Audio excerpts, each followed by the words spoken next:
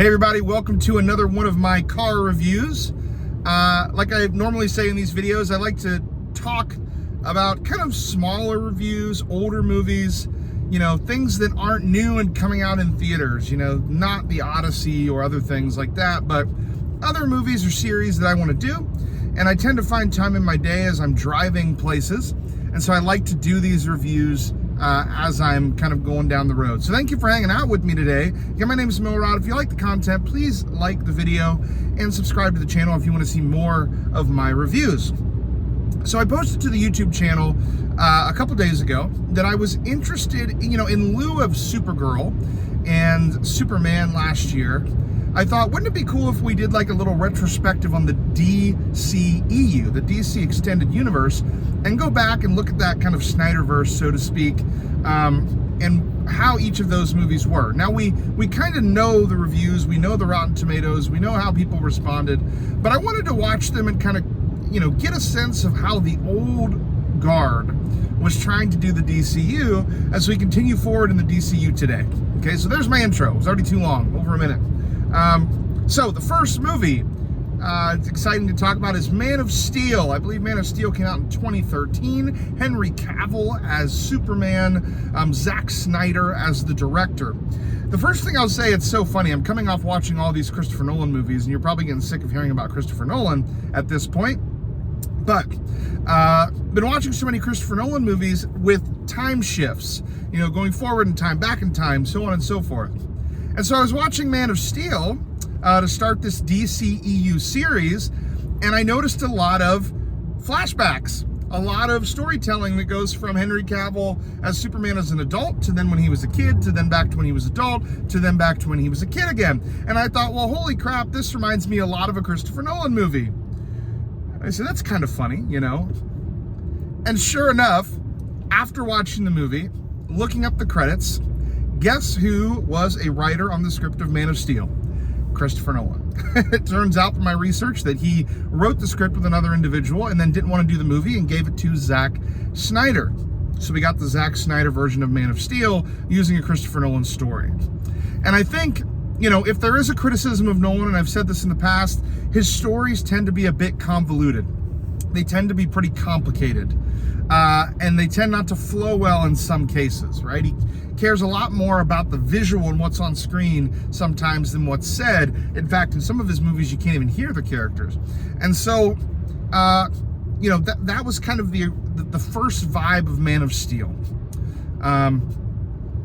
Unfortunately for this movie, and I think a lot of you probably will feel the same way, as much as it pains me to say, last year's 2025 Superman movie from James Gunn is a better movie than Man of Steel.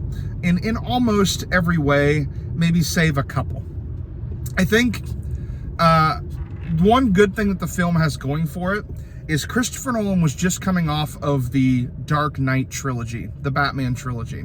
And even though the Dark Knight trilogy is not connected in any way to the DCEU films, you can definitely tell that he was trying to keep in this script, and also in Zack Snyder's rendition of the Superman story, you can see that they were trying to keep the dark, grittiness that made the Dark Knight very human and, very down to earth.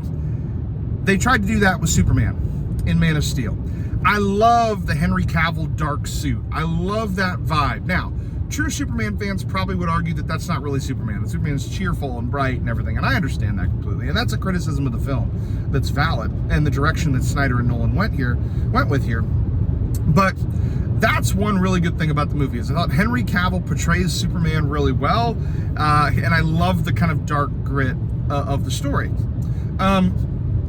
There was a lot about the movie to like too. I thought Amy Adams, I believe, who plays Lois, I thought she did well.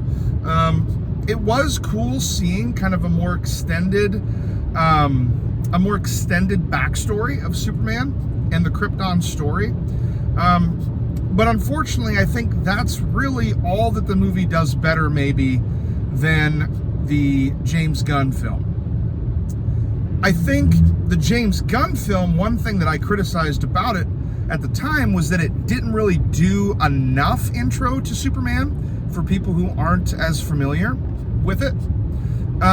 sorry, just adjusting the camera a little bit. So I didn't think that movie did really enough to introduce Superman. I think, though, that Man of Steel commits an even bigger crime and that it almost does too much. You pretty much see the backstory of Superman for the first, like, hour and a half of this movie. It's a really long, drawn-out process that shows Superman's backstory. And at first it's cool, right? You see Krypton, you see the young Superman, and you see how, as a kid, he's kind of bullied because he has these skills, and he tries to help people, but his parents want him to hide it, and that's tough for him. So that's cool. But unfortunately, what happens with this movie is we're so caught up in that, and it just keeps going and going and going and going to where the whole focus of this movie is just, Superman, the Krypton story, his father, who's in this movie a lot.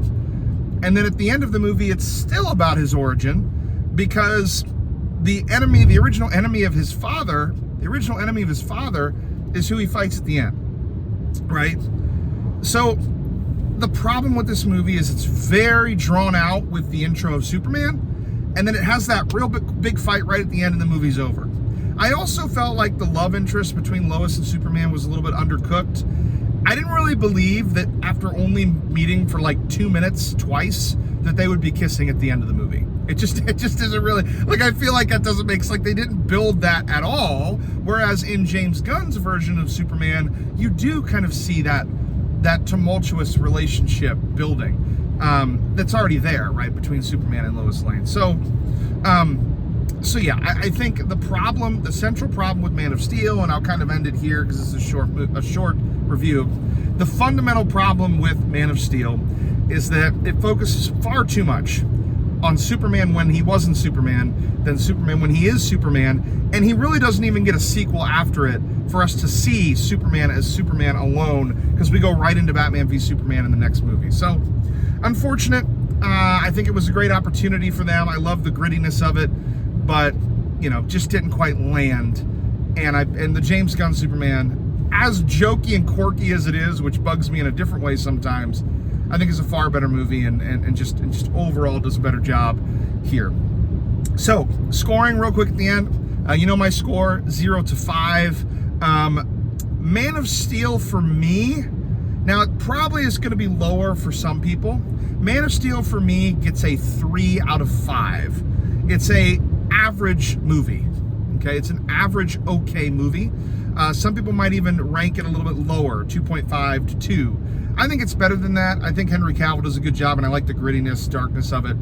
So I'm giving Man of Steel a 3 out of 5 for our first review of a DCEU film in the series. The next one coming up is going to be Batman v Superman. I know this one didn't do very well, so I'm interested to see what we think in the next video. All right, guys, thanks so much for hanging out. Once again, like the video if you like it. Please subscribe if you want to see more of my content, and I will see all of you later. Bye-bye.